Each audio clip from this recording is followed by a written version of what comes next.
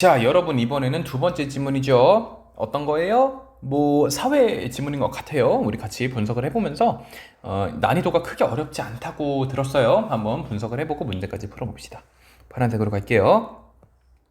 자, 정당과 같은 정치 조직이 민주적 방식과 절차로 운영돼야 되는 건 당연하죠. 그런데 민주적 운영 체제가 있는데도 불구하고 갖추었으면서도 이게 무시된 건 아니야. 하지만 실제로는 일부 소수에게 권력이 집중되어 있는 경우, 이걸 뭐라 부른다? 과도제라고 부른다는 거예요. 소수에게 권력이 집중되어 있는 과도제가 있다. 됐죠? 근데 이게 어디서 나타난다? 기업 경영에서도 나타날 수 있다라는 겁니다. 모든 주주가 경영진을 이루어, 모든 주주, 밑줄 그어놓고, 모든 주주가 경영진을 이루어가지고 상호 협력 관계를 기반으로 기업을 운영하고 의사결정권도 균등하게 행사해. 이거를 뭐라 불러? 공동체적 경영이라 부른다. 이런 경우에는 이 주주들, 경영진들은 모두 업무와 관련해서 전문성을 가지고 경영 수익과 관련된 중요한 사항은 주주들이 공동으로 결정한다. 됐어요? 그러나 기업의 규모가 성장하고 사업이 다양해지면요, 소수의 의사결정에 따른 수직적 경영으로 효율성을 지향하기도 한다. 그걸 뭐라 불러? 과도제적 경영. 그러면은 얘랑 뭐랑 다른 거예요? 공동체적 경영과 과도제적 경영이 서로 다른 모습을 띠고 있다. 자, 정리해볼게. 기업 경영을 했을 때 여기다 쓸게요. 먼저 어떤 게 있었다? 공동체라고 쓸게. 그리고 두 번째는 뭐 있었다? 과도제적 어떤 경영이 있었는데, 공동체 같은 경우는 특징이 뭐였어요? 이 경영진이 한 명도 빠짐없이 모든 주주가 경영진을 이루고요, 얘는 업무 전문성과 공동결정, 그러니까 전문성 그리고 결정에 있어서 힘이 있었다라는 거예요. 근데 이 과도제 같은 경우는 어떻게? 소수의 의사결정으로 수직적 경영인 거죠. 얘는 소수가 운영을 하게 되고요. 그래서 장점은 뭐다? 효율성은 있어. 그리고 하지만 수직적이야. 이게 뭐 장점이 될 수도 있고 뭐 단점이 될 수도 있겠죠. 어쨌든 이 두 가지 특징을 가지고 있는 과도제로 바뀌기도 한다. 과도제적 경영은요, 소수의 경영자로 이루어진 경영진이 강한 결속력, 그러니까 이 소수끼리 강하게 이게 뭉친다는 거죠. 그래서 얘네가 뭐한다? 독점한다. 소수의 경영자가 독점한다. 뭐를? 권한과 정보를. 당연하죠. 이런 체제는 전문성과 경험을 갖춘 경영진을 중심으로 안정적인 경영권이 확보될 수 있도록 해서요, 기업 전략을 장기적으로 수립을 하고, 그리고 이에 맞춰서 과감하고 지속적인 투자를 할 수 있어서 유리한 면이 있다. 자, 그러니까 얘의 특징은 뭐다? 전문성과 경험을 갖춘 경영진을 중심으로 안정적 경영권인 거야. 그러니까 얘는 이런 것도 있고, 수직적 말고도 뭐 얘 지우고 뭘 해볼까? 수직적은 당연한 거니까 여기다가 안정적이라고 써보자. 안정적. 왜냐면은 계속 그러니까 이미 경영진으로 정해진 사람들끼리 계속 이거를 구성을 하다 보니까 안정적인 경영권이 확보가 되겠죠. 그러면은 뭐야? 장기적일 수 있다라는 거예요. 장기적일 수 있고요. 그러면은 과감하고 지속적일 수 있다라는 거야. 그래서 얘는 과감 또 지속적인 특성을 가질 수 있다라는 겁니다. 이해 갔어요? 이런 특징을 갖는다. 됐죠? 그리고 신속한 의사결정. 왜냐면은 우리가 어떤 거를 선택을 해야 되는데, 한 명 한 명의 의견을 다 듣는다고 생각해봐. 어느 세월에 할래? 근데 소수의 경영진이 이거를 이렇게 하자라는 소수의 의견만으로도 이게 타결이 되고 진행이 되면은 굉장히 빠르게 일을 진행할 수 있겠죠. 이런 장점이 있다라는 겁니다. 그렇죠? 그럼 여기까지는 특징이면서도 뭐 장점이 좀 강력하게 어필이 되고 있죠. 그 다음에 그런데 이제는 단점 나오겠네. 대체로 주주의 수가 많으면요, 개별 주주의 결정권은 약하고 소수의 경영진이 너무 세진다는 거야. 그러니까 개별 주주가 모두가 의견을 크게 낼 수 있었던 경우는 뭐였어? 아까 위에서 공동체식 같은 경우는 그랬죠. 하지만 과도제식은 어떤 그 의사결정을 하는 핵심 권력을 가진 층이 별도로 있고, 그 외에도 주주들이 있는데 주주들 개인의 힘은 아주 약하다는 거예요. 그럼 얘네들이 그러면은 그 헤드 있죠, 헤드. 그러니까 소수의 의사 결정권자들이 그 사람들을 위한 어떤 정책을 펼치면 어떻게? 그러니까 사익에 치중할 수 있다라는 거야. 그러면은 다른 주주들의 이익이 침해될 수가 있겠죠. 그래서 예를 들면 경영 성과를 실제보다 부풀려 가지고 투자를 유치해. 그 다음에 그거를 이제 이익은 본인들이 가져가고 그 피해는 다른 주주들한테 줄 수가 있다라는 거예요. 그리고 뭐 주요 정보를 숨기고 뭐 조작하고 이런 식으로 타격을 주기도 한다는 거죠. 이런 문제점을 완화하기 위해서요, 기업이 경영자와 계약을 체결하는 경우도 있다라는 겁니다. 자, 그럼 봐봐. 여기서 단점 나오죠. 됐어요? 정리해보자면 여기서 이러한 효율성, 안정적, 정기적 이런 장점도 있었지만 단점도 있었습니다. 단점은 뭐예요? 소수 경영진의 뭐 사익 추구 뭐 이런 문제들이 생길 수 있었다는 거죠. 근데 이제 뭐가 나와 있어? 이 친구를 뭐 해야 돼? 해결해야겠죠. 어떤 해결하기 위한 방법이 나와야겠죠. 그래서 이 밑에서는 뭐 해결해보자고. 이러한 문제점을 완화하기 위해서 기업이 경영자와 계약을 맺죠. 그러니까 이 소수의 컨트롤 타워와 계약을 맺습니다. 기업 차원에서. 그래서 어떻게 급여 말고도 경제적 이익을 동기로 부여하는 방안이 있었다는 거예요. 예를 들면요, 일정 수량의 주식을 계약 시에 정한 가격으로, 계약할 때 정한 가격으로 미래에 팔 수 있게 하는 스톡 옵션의 권리를 경영자에게 부여하는 겁니다. 그러니까 기업이 그 경영자랑 계약을 하는데 지금 알려줘. 이거 나중에 뭐 100만 원에 팔 수 있다. 근데 나중에 파는 거야. 지금은 못 팔아. 근데 그때 팔든 말든 네 자유야. 언제 팔지는. 그래서 이거는 너의 자유이고 경영자는 매수 시점, 판매하는 시점을 유리하게 선택할 수 있어. 근데 봐봐. 지금 가격이 결정이 돼 있어. 매수하니까 매도가 아니죠. 사는 거죠. 그래서 이 주식을 너가 언제든지 지금 정해놓은 가격에 살 수 있어. 봐봐. 우리 회사에서 그러니까 주식이라는 건 뭐예요? 그 회사의 가치를 반영하죠. 근데 이 회사를 크게 만들고 이 회사가 잘 되도록 운영하는 사람은 누구예요? 나 자신이죠. 근데 이 회사에 대한 그 주식을 내가 원할 때 살 수 있대. 그랬는데 지금은 가치가 낮아. 그래서 이 가격에 사면은 내가 이득인지 모르겠어. 근데 내가 열심히 굴려가지고 더 비싸졌을 때 아무 때나 살 수 있게 배려를 해준 거야. 그러면은 내가 이 회사의 가치를 점프시킨 다음에 지금 정해놓은 싼 가격에 사면 이득이죠. 그러면은 어떨수록 이득이야. 내가 이 회사를 잘 굴려서 값어치를 높게 올린 다음에 그 순간에 주식을 사면 이득이죠. 이런 식으로 열심히 일하게 만든다는 거예요. 됐죠? 그리고 또 뭐 있어? 주식 평가 보상권도 있어요. 그러면은 뭐 이거 해결이니까 해결의 방안 두 가지 있는 거죠. 그리고 이거는 주식 평가 보상권은 뭐냐면은 우리나라에는 아직 없어. 기업의 주식 가치가 목표치 이상으로 올라갔어. 그러면은 그냥 상 줄게 이렇게 하는 거예요. 이런 두 가지가 있었다. 이거 뭐 첫 번째 스톡 옵션. 두 번째는 뭐다? 이름 뭐였죠? 주식 평가 보상권. 주평보라고 쓸게요. 주평보. 이 두 가지를 제도상으로 이렇게 마련해놨다. 기업 경영의 건전성을 확보하기 위해서 마련된 공적 제도들은 과두제적 경영의 폐해를 방지할 수도 있다. 자, 이번에 공적 제도 얘기하는 겁니다. 기업의 주식 가치에 영향을 미칠 수 있는 정보 제공을 법적으로 의무화한 경영 공시 제도. 이거는 또 1이죠. 뭐야? 기업의 주식 가치에 영향을 미칠 수 있는 정보. 그러니까 그거를 법적으로 의무화한 거죠. 얘는 뭐야? 너가 이거 자꾸 숨겨서 그 기업의 주식 가치에 영향을 미칠 수 있는데 이걸 자꾸 숨기면 안 돼. 이거는 무조건 오픈해야 돼 하는 게 경영공시제도.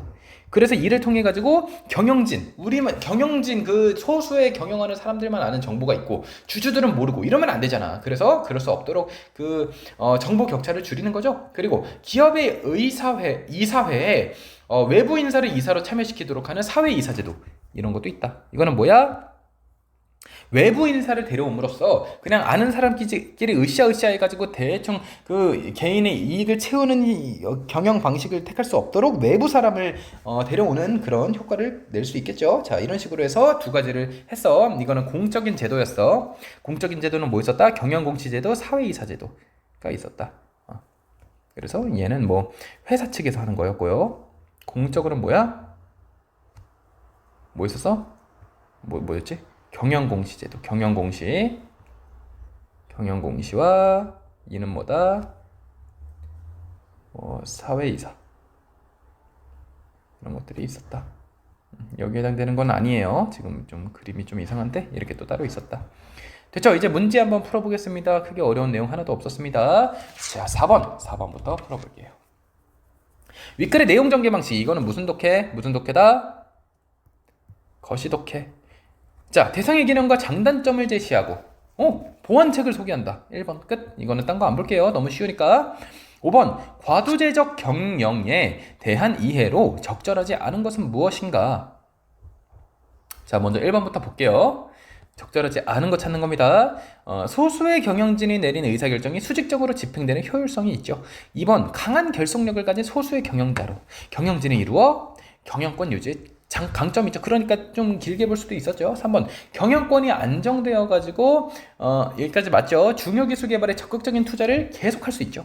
맞죠? 경영진이 투자자의 유입을 유도하기 위해서 경영 성과를 뻥튀기 할 수 있었다 그랬죠. 왜? 투자자를 많이 유입시켜. 실제로는 그만큼 가치가 있는 회사가 아닌데도 그래놓고 얘가 먹튀 할 수 있다는 거죠. 그게 과도제적 경영의 위험성이었죠. 5번 경영하는 사람 그리고 다주 주주 사이의 이해, 서로의 이해관계가 일치하는 경우에는 그렇지 않은 경우보다 기업 가치가 훼손될 위험성이 높아진다. 아니죠.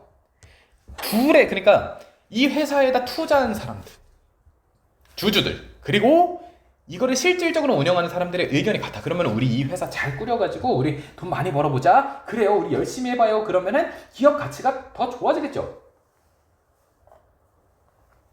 근데 어떨 때 문제가 되는 거였어? 한 놈이 땀만 먹는 거. 어떻게 운영자들이 땀만 먹어. 그래가지고 이 사람들 속여서 우리가 한탕 해먹자. 이렇게 돼버리면 문제가 되는 거라고 했어. 그렇기 때문에 이 친구의 정답은 몇 번? 5번이 될 수 있겠다. 자, 6번 보겠습니다. 자, 윗글을 읽고 추론한 내용으로 적절하지 않은 것은 자, 6번 스톡옵션의 권리를 가진 경영자는 스톡옵션의 권리를 가진 언제든지 나중에 이거를 기업의 가치가 올랐을 때 주식을 살 수 있는 제도였죠. 주식 가격이 미리 정해놓은 것보다 떨어졌어. 그래도 손실을 입지 않을 수 있어. 왜? 안 사면 되잖아, 이씨. 안 사면 된다 했잖아. 자, 6번, 2번. 스톡옵션은 경영자의 성과 보상에 미래의 주식 가치가 관련된다는 점에서 이건 맞는 말이죠? 맞는 말이잖아. 주식 평가 보상권과 차이가 있다? 야, 이게 무슨 말이야? 성과 보상에 미래 주식 가치가 올라야 평가 주는 게 평가 보상권이죠. 미래 주식 가치가 올라야 그때 스톡 옵션이 이득이 되는 게 스톡 옵션이죠. 그렇기 때문에 주식 가치가 둘 다 관련이 있죠. 그렇기 때문에 정답이 아니다. 그러니까 정답이다. 틀렸기 때문에. 3번 경영 공시는요. 주주가 기업 경영 상황을 파악하여 기업 가치를 평가하는 데 유용할 수 있다고 했습니다. 사회이사, 이사를 회사 바깥 사람을 쓰는 거 이거는 기업의 의사결정에 외부 인사를 참여시켜서 개방성을 높일 수 있죠. 왜? 우리가 안에서 고이는 걸 막을 수 있잖아. 5번 경영 공시제도와 사회이사제도는 기업의 중요 정보에 대한 경영진의 독점을 완화할 수 있죠. 이거는 맞는 말이었습니다. 경영 공시제도는 당연히 맞는 말이고요. 이사제도, 사회이사제도 같은 경우도 이제 외부의 사람을 이사로 이제 중요 인사로 데려옴으로써 그러한 독점 상황을 완화할 수 있겠죠. 중요 정보를 본인만 갖고 있는. 됐나요? 7번 딱 봐도 어려워 보이는데 크게 어렵지 않을 수도 있으니까 한 번은 꼭 도전을 해보도록 해요. 3번을 계속 안 푸는 그런 상습적인 친구들은 자, 윗글을 바탕으로 보기를 이해한 것으로 가장 적절한 거 찾아보자. X회사는 정밀 부품 분야에서 독보적인 기술을 장기간 보유했다. 그래서 시장 점유율도 높대요. 원래 X사의 주주들은요 모두 함께 경영진이 되어서 중요 사항에 대해 동등한 결정권을 보유하였으나 여기까지는 뭐야? 공동체식이었습니다. 그런데 기업이 성장하면서 효율성 증진을 위해서 소수의 주주만으로 경영진을 구성하였다. 뭘로 바뀌었어? 공동체식에서 과도제로 바뀌었다. 경영진은 주기적으로 다른 주주들로 교체되어 가지고 전체 주주가 기업의 경영 상태를 파악할 수 있어. 이런 식으로 이제 좋은 방법을 사용하고 있네요. 경영 이익의 분배와 같은 주요 사항은 전체 주주가 공동으로 의결하기도 하고요. X사의 주주 A와 B는요. 회사의 진로에 대해서 이런 얘기를 했죠. A. 최근 치열해진 경쟁에 대응하려면요. 변동시키지 않고 경영 결정권 등 이러면은 뭐 장점이 있겠죠. 아까처럼 장기적으로 할 수도 있고 공격적으로 투자할 수도 있고. B. 아니야. 우리 잘하고 있어. 그러니까 예전처럼 운영해도 돼. 라고 얘기하는 겁니다. 자, 이거 몇 번 문제죠? 7번 문제죠? 자, 봅시다. 마지막 문제네요. 네. 7번 1번. X사는 주주들 사이에 평등성이 강하여 과도한 정보 격차나 권한 집중과 같은 폐해를 보이지 않는다. 그러니까 지금 이게 맞는 말이죠. 왜냐면 과도제식인데도 불구하고 돌아가면서 하는데 이게 무슨 완전한 과도제식이야. 과도제식은 완전 픽스가 돼 있어야지. 정보도 다 계속 나눠 가질 거 아니야. 계속 너가 계속 운영하는 자리에 한 명이 고여있는, 그러니까 특정한 몇 명이 고여있는 게 아니고 계속 바꿔가면서 하기 때문에 정보가 고일 수가 없죠. 그래서 평등성이 강하고 권한 집중 폐해 이런 거 없죠. 정답이 1번이었습니다. 너무 쉬운데요. 자, 2번 X사는 현재 경영진이 고정되는 구조로 바뀌었지만 고정되기는 하죠. 바꿔가면서 고정되지만 주주가 실적에 대한 이익 분배를 결정할 수 있기에 실적에 대한 이익 분배?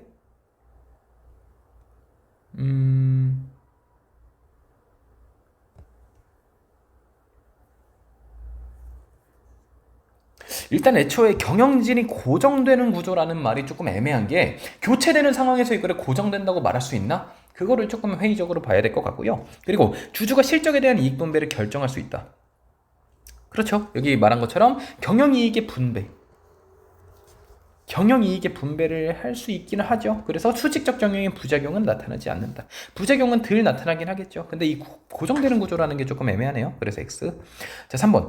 A는 사실 2번 같은 경우는 지금 제가 봤을 때도 약간 느낌상으로 이거는 좀 답이 아니다 싶기는 해요. 근데 이게 고정된다라는 표현 때문에 이게 정답이 아닌 것 같기는 한데 네, 일단은 넘어갈게요. 3번 A는 결속력이 강한 소수의 경영진을 중심으로 운영되는 경영 방식을 현행대로 유지해야 된다.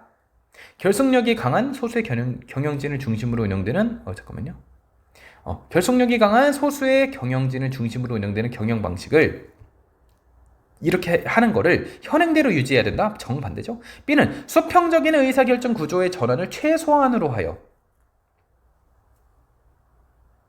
아니죠. 수평적인 거를 얘는 좀 더 좋아하는 입장인데 이걸 또 뭐 최소한으로 또 전환을 합니까? 이것도 아니죠. A와 B는 현재 X사가 경험과 전문성을 바탕으로 안정적인 과도제적 경영을 하고 있다는 전제에서 A 좀 어떤 입장이냐면 A 같은 경우는 지금 자꾸 그러니까 A 같은 경우도 조금 변화를 추구하기는 해요. 왜냐면 자꾸 지금 어쨌든 돌아가면서 과도제식을 하니까 이거를 고정시키자. 그리고 B 같은 경우는 뭐야? 아니 잘 되고 있고 예전처럼 그냥 운영해도 문제 없겠어. 마치 공동체 느낌 마냥 그런 느낌으로 되죠? 그렇기 때문에 얘도 틀렸죠. 정답은 1번. 크게 어려운 내용 없었습니다. 이래서 첫 번째 질문까지 마무리했고요. 이런 난이도로 나왔으면 이번에 제가 보기에는 문학이 조금 쉽지 않게 나왔기 때문에 이런 비문학 질문에서 오래 헤매지 말고 빠르게 해결하고 다음 질문으로 넘어가셨으면 좋겠습니다. 원진구 최고의 국어학원 성공적인 입시를 위한 성공 솔루션